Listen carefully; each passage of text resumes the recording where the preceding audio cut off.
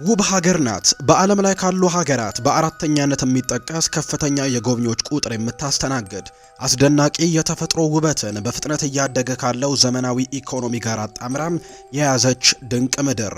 ዓይንን አፍዝዘው ልብን ከሚሰርቁ የባህር ዳርቻዎቿና ጥንታዊ ታሪኮቿ ጀምሮ እስከ ዘመናዊ ሰማይ ጠቀስ ፎቆችና ግዙፍ ኢንዱስትሪዎች የሚገኙባት ታላቅ ሀገር። ይህች ሀገር በጣፋጭ ምግቦቿ ዓለምን ያስማማች ለምግብ አፍቃሪዎች እውነተኛ ገነት የሆነች ምድር ነች። በየቦታው በመዓዛቸው አውደው የሚያስጎመዡ ለምርጫ ታክተውት ብራቆን እስኪውጡ ከጣፋጭ ፍራፍሬዎች እስከ ድንቅ ጠብሳ ጠብሶች ድረስ የሚያካተተም የምግብ መፍለቂያ ሀገር ናት። በዛሬው ጉዟችን ለደቂቃዎች ሁሉን ልንቃኝ ሐሳብን ጥለን ጓዛችንን ጠቅልለን በጂኦግራፊ አቀማመጧ ብዙዎችን ያስደመመች የታሪክና የውበት ማዕከል ወደ ሆነችው ውቧ ሀገር ቱርክ ልናቀና ወደናል። አብራችሁኝ ቆዩ።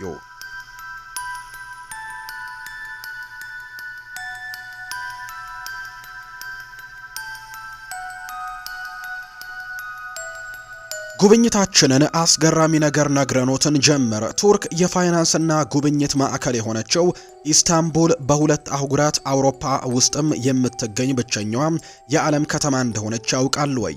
እግር ጥሎት ወደ ቱርክ ካቀኑ ይህንን እንንገሮ። የዚች ሀገር ሰዎች ጠዋት ተነስተው የሥራ ልብሳቸውን ከቁሳቁሳቸው ጋር አሟልተው ከአውሮፓ ወደ ኤዥያ ወይም ከኤዥያ ወደ አውሮፓ እየተመላለሱ ይሰራሉ።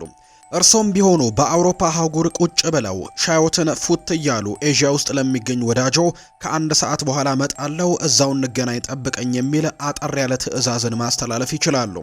በማወራው ነገር ግራ እንዳትጋቡ በደንብ ላስረዳችሁ። ቱርክ ዓለማችን ላይ ከሚገኙ ግዛታቸውን በሁለት አህጉራት ካደረጉ ሀገራት አንደኛዋ ናት። ይህ ማለት የቱርክ 97 በመቶ ብዛቷ አናቶሊያ ተብሎ የተጠራው ምዕራብ ኤዥያ ውስጥ ሲገኝ ቀሪው 3 በመቶ የሀገሪቱን 13 በመቶ ሕዝብ የያዘው ደግሞ በደቡብ ምስራቅ አውሮፓ ውስጥ ይገኛል። እነዚህን ሁለት ሀገራትም ግዛት የሚያገናኘው የሚመለከቱት በሰፊው ባህር ላይ 165 ሜትር ከፍታና 1560 ሜትር ርዝመት ይዞ የተዘረጋውን ድንቅ የአርኪቴክቸርና የምህንድስና ኪነ ጥበብ ያረፈበት ድልድይ ነው። ይህም ምክንያት ቱርክ የሁለት አህጉራት መገኛ ድልድይም ሆና ታገለግላለች። በይፋ የቱርክ ሪፐብሊክ በመባል የምትታወቀው ተርኪ በአውሮፓና በኤዥያ መስቀለኛ መንገድ ላይ ነው የምትገኘው። በጠቅላላው 783502 ስኩዌር ኪሎ ሜትርን የሚሸፍን ቦታን በመያዝ ከ8 ሀገሮች ጋር ትዋሰናለች። ሀገሪቱ በሶስት ትልልቅ የውሃ አካላት ማለትም በሰሜን በጥቁር ውሃ፣ በምዕራብ ኤዥያን ባህርና በደቡብ በሜዲትራኒያን ባህር የተከበበች ስትሆን ስትራቴጂካዊ አቀማመጧ ቱርክ ለዘመናት በአህጉሮች መካከልም የባህልና የንግድ ድልድይም እንድትሆን አስችሏታል። ቱርክ ባህል፣ ታሪክና የተፈጥሮ ውበቶችን አንድ ላይ የሚሰበሰቡባት ሀገር ስትሆን ከጥንታዊ ከተሞች እስከ አስደናቂ መልክዓ ምድሮች ድረስም ለእያንዳንዱ ጎብኚ መንፈስን የሚያድስ አስደናቂ ስራዎችንም ትይዛለች። ጉብኝታችንን የሀገሪቱን የፋይናንስና የንግድ ማዕከል የሆነችው ኢስታንቡል ላይ እንጀምር። ኢስታንቡል የብዙ ጎብኚዎች መዳረሻ የሆነች ሲሆን ዘመናዊና ታሪክን አጣምራ ያዘች፣ እንዲሁም ቀደም ብለን እንደነገርነው ዓለማችን ላይ ብቸኛዋ ግዛቷን በሁለት አህጉር ውስጥም ያስቀመጠች ከተማ ስትሆን ልክ እንደኛም ለአጭር ጊዜ ቆይታ ሰዓታቸውን አጣባው ቱርክን ለመጎብኘት ለሚፈልጉም ኢስታንቡል ስለ ቱርክ ሙሉ መረጃን የምትሰጥ ከተማ ነች። ጉብኝታችንን ቆየት ብለን በምንቀምሰው ባለብዙ ታሪክና ጥንታዊ ወደ ሆነው ሃጊያ ሶፊያ መስጂድም እንጀምር። ይህ መስጂድ በአንድ ወቅት በቤተ ክርስቲያንነት ያገለገለ የነበረ ሲሆን ከዚያም በመስጂድነት በሙዚየምነትና እንደገና አሁን በመስጂድነት እያገለገለ ያለ የብዙ ኢምፓየሮች የአገዛዝ አሻራ ያረፈበትም ተቋም ነው። ከሱ ብዙም ሳይርቅ በኪነ ህንፃው በአርኪቴክቸራል ውበቱ ብዙዎችን ያስደነቀው ባህልና ዘመናዊነትን አጣምሮ ያዘው ብሉ ሞስክ የተሰኘው መስጂድም ይገኛል። እነዚህ መስጂዶች ከሃይማኖታዊ ተግባራቸው ባለፈ ለጎብኚዎችም ክፍት የሆኑ ሲሆን ማንኛውም ጎብኚ ሕግና ስርዓቱን እስካከበረ ድረስም ወደ ውስጥ መግባት ይችላል።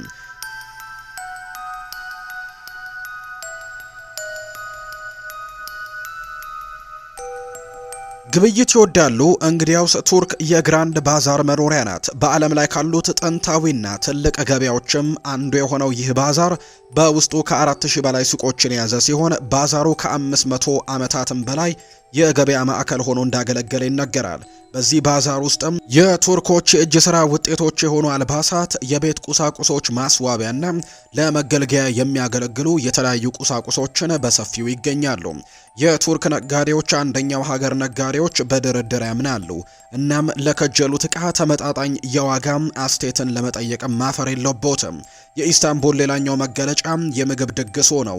የመንገድ ላይ ምግቦች ጽዳት ያላቸውና ለየትኛውም ሀገር ዜጋ ለመልመድም የማያስቸግሩ በጣዕማቸውም ቢሆን የተመሰከረላቸው ምግቦችን በሰፊው ያገኛሉ። ቱርኮች በዓለም ላይ ካሉ የትኛውም ሀገር ከፍተኛ የሻይ ተጠቃሚዎችም ከፍተኛው ነው። በዚህም አንድ ሰው በዓመት ከ1300 ኩባያ በላይ ሻይም ይጠጣል ይባላል። ለዛም እርሶ በቱርክ ቆይታው ከቡና ይልቅ ወደ ሻይ ማድላት ይኖርቦታል። ቱርኮች እንግዳ ተቀባይና ለጋስ ናቸው። በዚህም በየሄዳችሁበት እንብላ እንጠጣ የሚሉ ብዙ ናቸው። ይህና ሌሎች ማህበራዊ መስተጋበራቸው ከሀገራችን አኗኗር ባህል ጋርም የሚያመሳስል ነው። ሌላኛውን የቱሪስት መስህብ ለማየትም አሁን ካለንበት ኢስታንቡል 800 ኪሎ ሜትር ተጉዘን ካቦዶኪያ ድረስም ደርሰናል። በዚህ በተረት ተረት ካልሆነ በእውኖ የሚታዩ የማይመስሉ መልክዓ ምድሮችን በሞቃት የአየር ፊኛዎች ላይም በማንሳሰፍ መጎብኘት ይቻላል።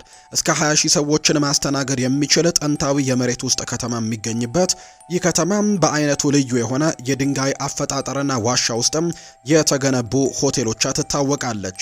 ጉዞአችንን ቀጥለን ደግሞ ወደ ሌላኛው ፓምኮሌ የተባለም እናመራለን። ይህ ከተማ በተፈጥሯዊ የቆዳ መጠበቂያነቱ የሚታወቅ ሲሆን እግር ጥሎት ወደዚህ ካቀኑ ሌላ ፕላኔት ላይ ያሉ እስኪመስሉ ድሮስም በነጭነቱ ይደመማሉ። የጥጥ ቤተ መንግስት ተብሎ የሚጠራው ይህ ስፍራ ጥጥ የሚመስል ነጭ መልክዓ ምድር ጥርት ካሉ የውሃ ኩሬዎች ጋር አጣምሮ የያዘ ድንቅ የጥበብ ስራ ነው። እነዚህን የውሃ ኩሬዎች ሞቅ ያሉና በማዕድን የበለጸጉ በመሆናቸው ለቆዳ ጤንነት፣ ለሰውነት መታደስ ፍቱን መድኃኒት እንደሆኑ ይታመናል። ከሱ ቀጥሎ የሮማውያን ከተማ ተብላ የምትጠራው ኤፌሶን ትገኛለች። ታሪካዊ ቦታዎችን በሚያስደስቶት ከሆነ ይህ ቦታ በእርግጥም ለርሶ የሚሆን ነው።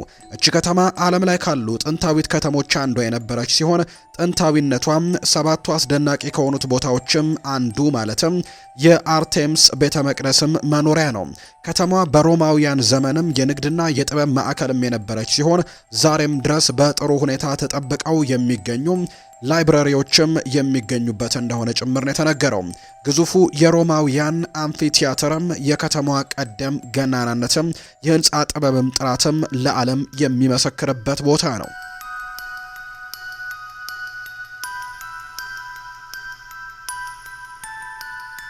ቱርክ በዓለም ላይ ካሉ በጣም ውብ መልክዓ ምድሮች መገኛ ስትሆን ይህ የተፈጥሮ ውበትን ቱርክን በየዓመቱ ከ50 ሚሊዮን በላይ ቱሪስቶችን በመሳብ ከቀዳሚ የጉዞ መዳረሻዎችም አንዱ አድርጓታል።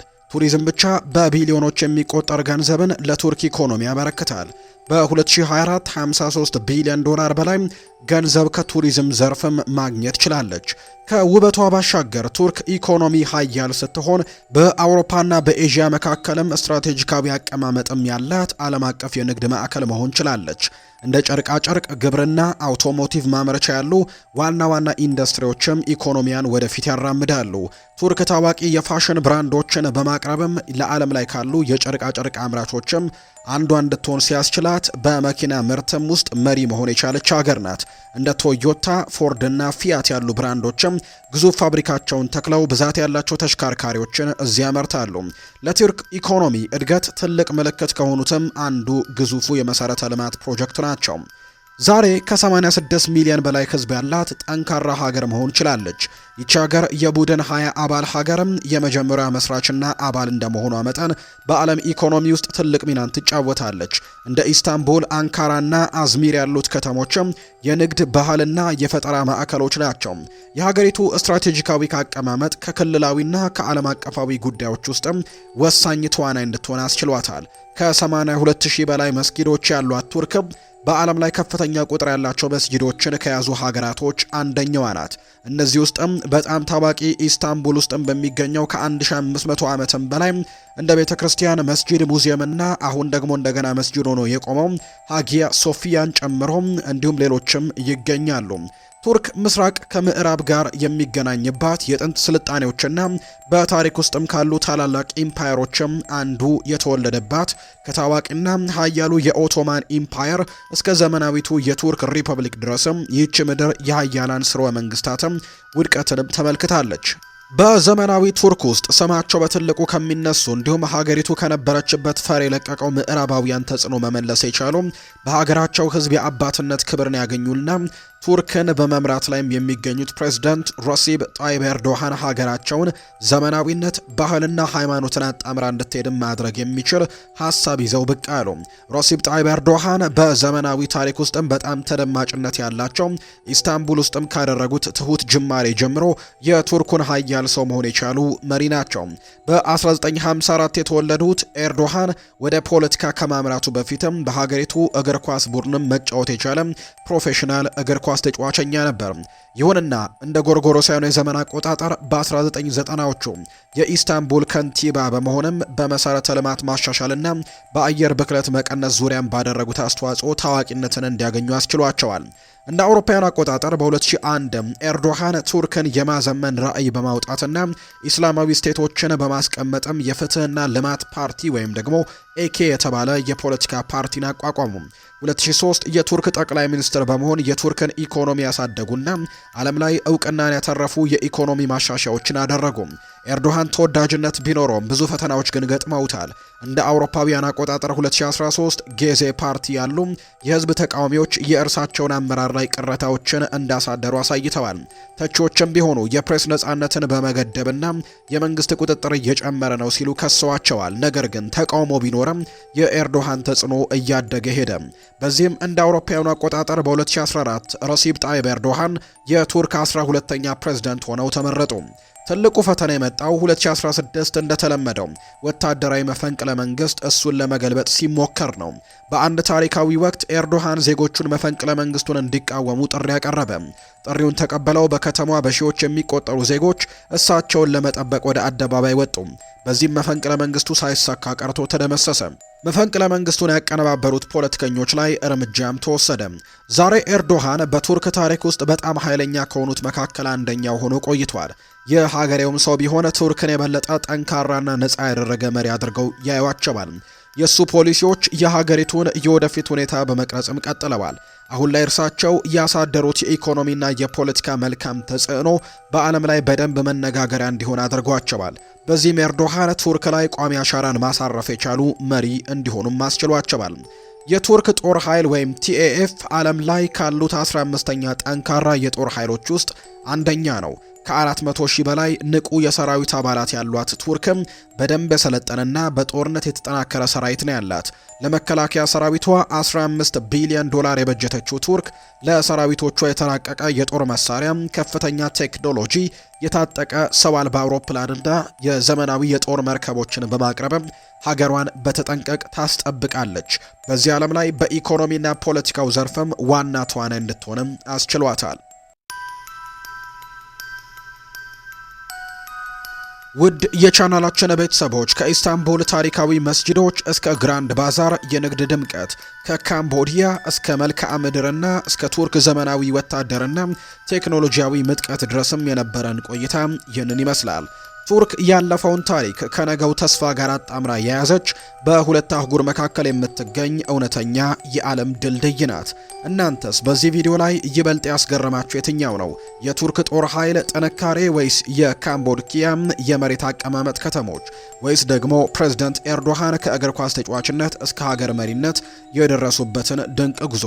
ይህ ቪዲዮ ጠቃሚ መረጃን ሰጥቶናል ብላችሁ ካመናችሁ ከወደዳችሁት ላይክ ማድረጋችሁን አትርሱ። እንደዚህ ያሉ ድንቅ የዓለም ጉብኝቶችን በቋንቋዎች ለማግኘት ደግሞ ቻናላችንን ሰብስክራይብ በማድረግ የደውል ምልክቷን ይጫኑ። በቀጣይ የትኛውን ሀገርን ጎብኝሎ ምርጫዎትን በኮሜንት ላይ ጻፉልን። አብራችሁን ስለነበራችሁ ከልብ አመሰገንን። መልካም ቆይታ ይሁንላችሁ።